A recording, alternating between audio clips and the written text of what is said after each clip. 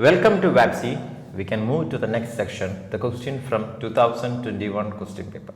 Okay, so the first question is, for a body moving along a straight line, the following VT graph is obtained. So here they given a VT graph.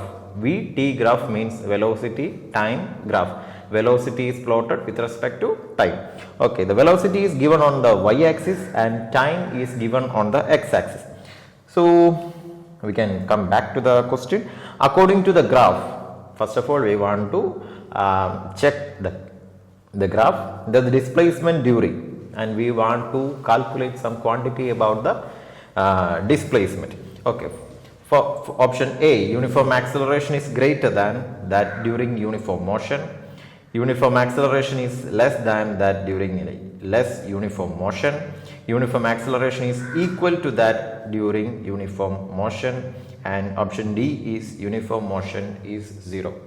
See, we can divide the graph into two sections. First part is acceleration part.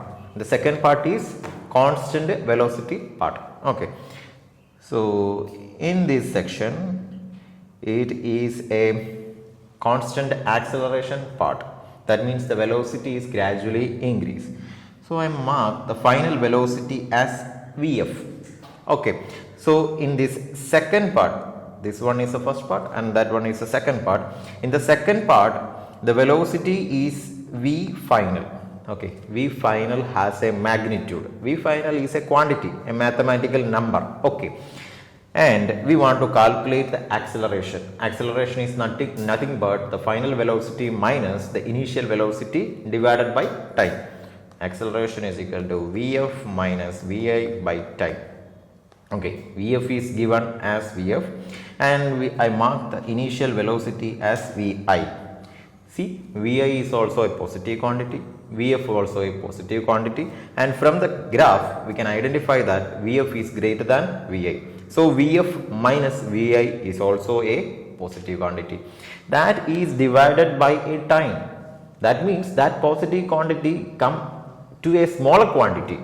So acceleration will always smaller than the Vf, V final. Okay, this Vf will greater than this acceleration, because see, we can write as AT is equal to Vf minus Vi.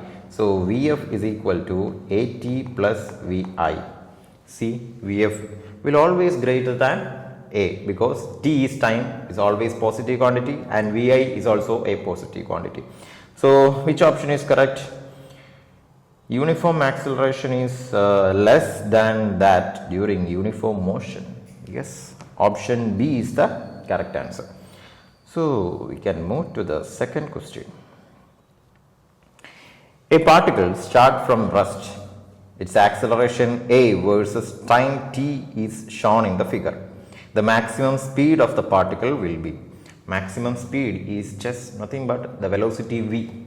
How we can connect V and A with T? V is equal to AT. Acceleration into time is the velocity. Okay, because it starts from the rest. That means V initial is 0. Okay, so velocity is equal to AT. AT is nothing but the area under the graph. Here the area of this graph is just look like a triangle. So the area of the triangle is half into length into breadth. Okay, so area is equal to half into the length is 10 and the breadth is 8. 80 by 2 is 40. Is there any option like that? Yes. Option B, 40 meter per second. So option B is the correct answer. So we can move to the third one. The third one is very conceptual. Okay. The trajectory of a projectile motion is semicircle, no way, an ellipse, no. Option C and D. Check the option C and D. A parabola and a parabola in the absence of air resistance. So which options is to be true? The option D is correct answer. We can say that every projectile motion is a parabola, but if the air resistance is high, there is a little bit of chance to deviate from the actual path. Okay, so that's why they said as a parabola in the absence of air resistance. So option D is the correct answer. Okay, this one is some little bit interesting. Okay, a particle start from the origin at t is equal to 0 second. Okay, when the time is 0, the particle is at rest with a velocity of 10. No, the velocity is given, so the initial velocity is not 0, it is 10 j meter per second. What is mean by 10 j? The j means the unit vector on the y axis. So we need to draw a x y graph. This is x axis, this is y axis, and the unit vector along x is I cap and the unit vector along y is j cap. So the velocity of 10 j meter per second, 10 j means the velocity has only in the direction of y axis. So the velocity is given as 0 I cap plus 10 j cap. So Vy equal to 10 unit. Okay, that is moving in the xy plane with a constant acceleration of 8I plus 2j. Okay, the acceleration has two components, a xi plus a yj, which is equal to ax equal to what? 8I plus ay equal to what? 2j. So ax equal to 8 and ay equal to 2. So they are asked to find at an instant when the x coordinate of the particle is 60 meter, y coordinate of the particle is. So that means x and y coordinate means the position, okay, just position or the displacement at that particular time. So we need to find that particular time. To find that particular time, actually they given the velocity and acceleration. See, Vy is 10 and Ay is 2. So can we connect this Vy and Ay? Yes. S is equal to ut plus half at square. Okay, using that equation of motion, we can actually connect Vy and Ay. So yes, Vx is equal to 0 and Vy is equal to 10 and Ax is equal to 8 and Ay is equal to 2, and they have given x coordinate is 16 meter. So x is equal to 16. We need to find y. Okay, so using the equation x is equal to ut plus half at square. Okay, and the initial velocity is given as 0, x is given as 16 equal to 0 plus half into a is 8 into t square. Okay, 16 equal to 4t square. So t square equal to 4. So t is equal to 2 seconds. T is equal to 2 seconds. So we calculated the time for the graph. So t is equal to 2 seconds. Then we want to calculate using the same equation y is equal to ut plus half ut square. What is u in here? That means initial velocity is 10. 10 into 2 plus half into what is acceleration in here? 2. What is t in here? 2 square. 10 into 2 is 20 plus half into 2 into 2 square. 2 square is 4. 4 into 2 is 8. 8 by 2 is 4. Yes, 20 plus 4 is 24. So option D is the correct answer, 24 meter. Okay, so the main point in this question is we need to identify which quantity is given. Okay, in acceleration it has two quantity, acceleration in the x axis and acceleration in the y axis. So we need to particularly find each quantity on the x axis, on the y axis. Okay, so we need to find the time. That's why they given as the y quantity, and we need to use that time to find the x quantity. Okay, or they can give the x quantity, we need to find the time using this x quantity, and we use that time to find the y quantity. Okay, then we can move to the fifth question. A ball, this question is also based on the concept. Okay.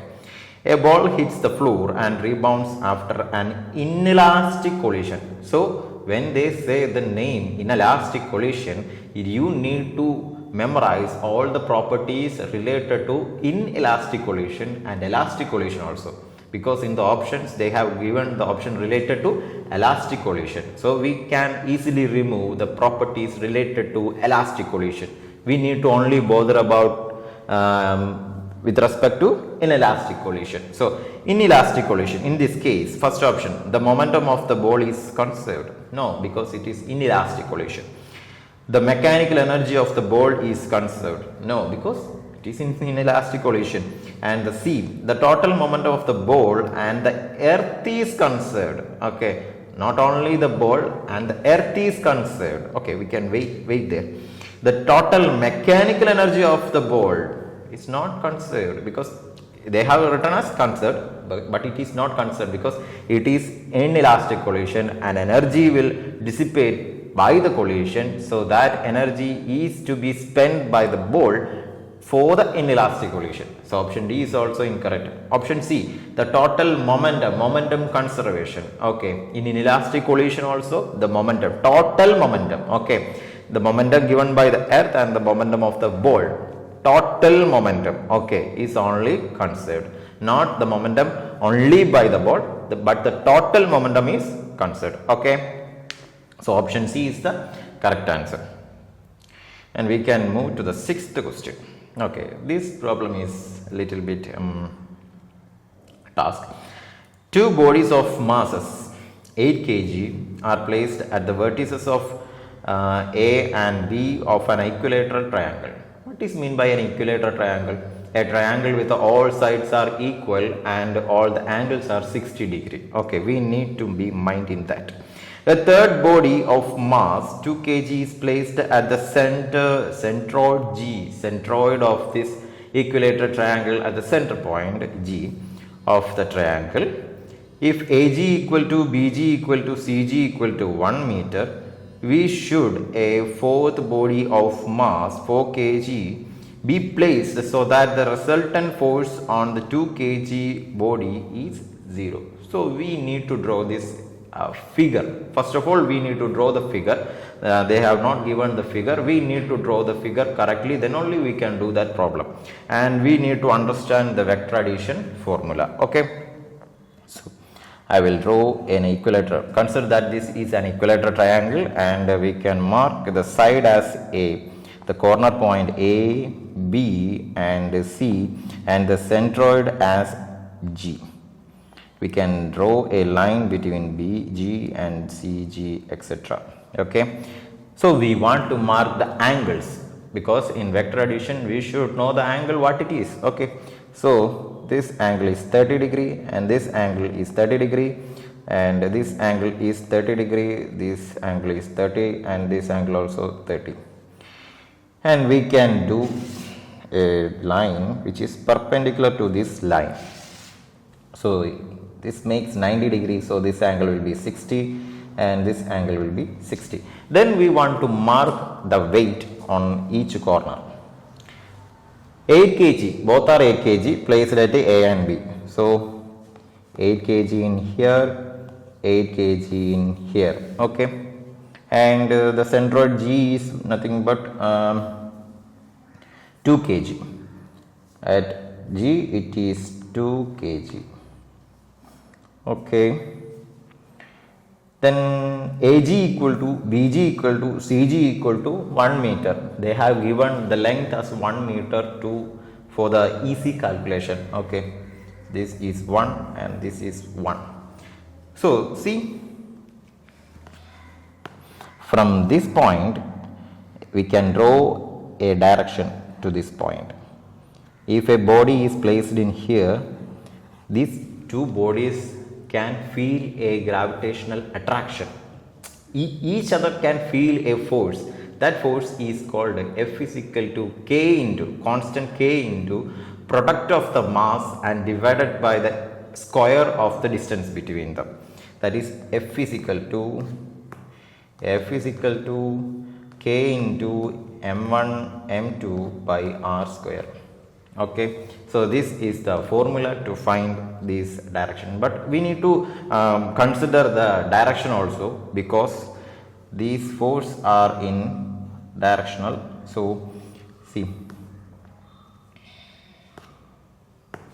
if a mass in here and if a mass in here, they will attract each other. Okay, this makes a force, attractive force. So we can draw, if this is a stationary, a resultant force will act on this here and will act on this. So the resultant force can be in here if this is a stationary, and if this is not a stationary mass and these two mass are stationary, then these mass can be attracted by these two mass. Okay, then the resultant force will be in this direction.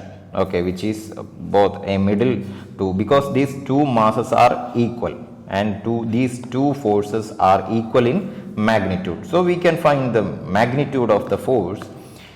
F is equal to K into what is mass m1, both are 8 kg, 8 into 2 by 1 square, that is 1. So 16 K is the force which is acting on these two direction.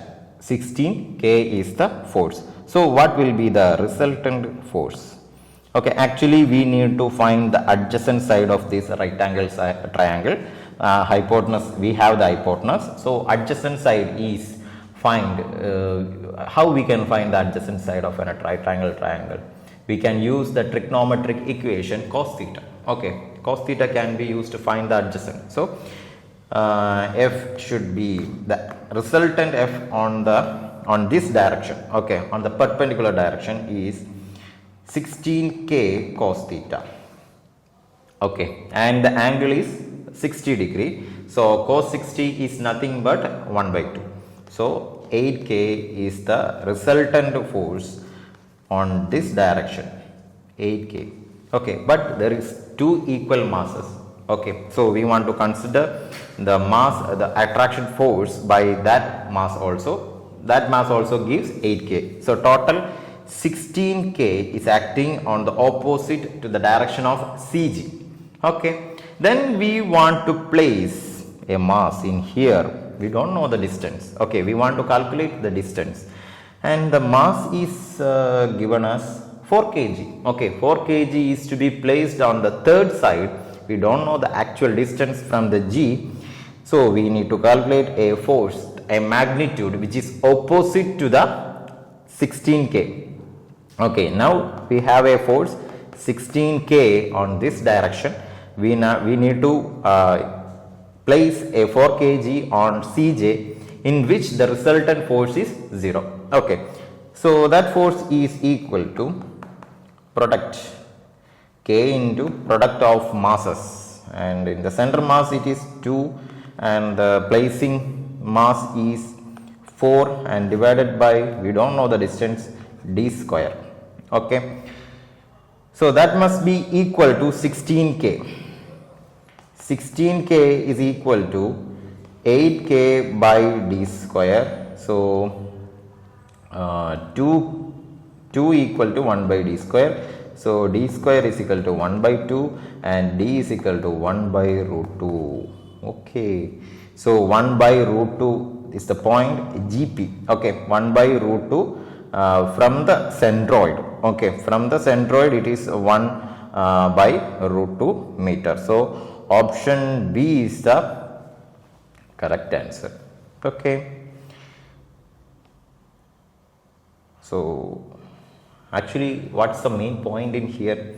The main point is the equation connecting the force between two masses, that is F is equal to K into m1 into m2 by r square. And the next beloved point is that when a two force is acting on a mass, two force is here and acting on a mass, the resultant force is calculated using vector addition formula. Okay, so in order to calculate the vector addition, we need to understand what is cos function, what is sin function. The adjacent vector is defined by the cos theta and the opposite vector is defined by the sin function. Okay, we can move to the next question, 7th question. Two capillary tube P and Q are dipped vertically in water. The height of water level in capillary tube P is 2/3 of the height in capillary tube Q. So, two capillary tubes are placed in a same water. So, the water is not changing, that means the density is not changing. Okay, the ratio of their diameter is. So, what is mean by that?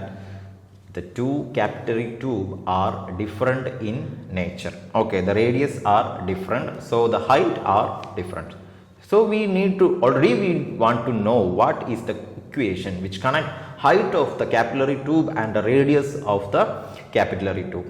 Okay, I will write an equation. H is equal to 2t cos theta divided by r rho g. See, r is the radius of the capillary tube and rho is the density of the water, and the density of water is constant for the two capillary tubes and g is the gravitational constant. So, we want to only bother with respect to what? The radius and the height. So, h is inversely proportional to r. So, h1 equal to 1 by r1 and h2 is equal to 1 by r2. So, h1 by h2 is equal to r2 by r1. Correct? Yes, h1 by h2 is equal to r2 by r1. And what is their ratio? P and Q are dipped vertically in water. The height of water level in capillary tube P is 2/3 of height of capillary tube Q. So, HP is equal to 2/3 of HQ. Okay, so HP by HQ is equal to 2/3. Okay, that means RQ by RP is equal to 2/3 because HP by HQ is equal to RQ by RP. That means RQ is equal to RP into 2/3. Okay, that means 2/3 of RP which gives RQ. Okay, so actually what is the question?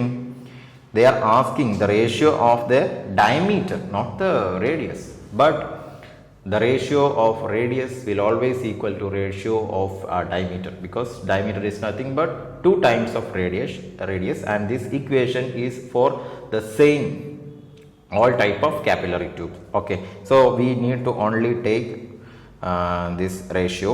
RQ by RP is 2/3, but actually they are asking the ratio of the diameter is actually they are asking P is to Q ratio. Okay, so RP by RQ is to be find. So, RP by RQ is 3/2. Okay, then it is 3:2 ratio. The ratio is 3:2 and the option is B. So, the next question is 8. A pendulum oscillates symbol harmonically and only if. Okay, that question is more about related to the concept. The size of the bob of pendulum is negligible in comparison with the length of the pendulum, and the second statement is the angular amplitude is less than 10 degree. Okay, so which are correct statements? The first statement is pendulum is negligible, the size of the bob is negligible comparing with the length of the pendulum. Yes, it is correct, because if this is the peak position of the pendulum and this is the length of the cord, and then the size of the pendulum, that means the size of the bob should be negligible even we are considering the length of the pendulum. Okay, the length of the thread is very larger than the size of the pendulum. Okay, that means the size of the bob is not giving any kind of contribution to the length of the pendulum. Okay, only we take the length of the pendulum as the length of the cord. the length by the or the size by the bulb is not considered. So the first option, first statement is correct. Okay, and the second statement, the angular amplitude is less than 10 degree. For what? The pendulum oscillates simple harmonically. Okay, if the degree is larger like this, if it is oscillate like this, if it is oscillate like this kind of oscillation are called damped oscillation. Okay, the amplitude will decay in very fast, but the pendulum oscillate in like this, it will oscillate for a long period of time. The damping constant is very less for this. The damping force is come to negligibly zero. Okay, that's why the pendulum is oscillate in for a long period if the angle is 10 degree. Okay, so the second statement is also correct. So which option is correct? Both 1 and 2 are correct. So option A is the correct answer. Okay, so we can move to the next question, the ninth question. Okay, we can move to the ninth question. To propagate both the longitudinal and the transverse waves, a material must have option A, bulk and shear modulus, option B, only bulk modulus, option C, only shear modulus, option D, Young's and bulk modulus. See, for longitudinal and transverse wave, the wave medium wants to be displaced. Okay, in longitudinal, the displacement is perpendicular to the direction of motion. If the motion is like this displacement is like this. Okay, if this is the direction of motion and this is the wave, which for the longitudinal wave.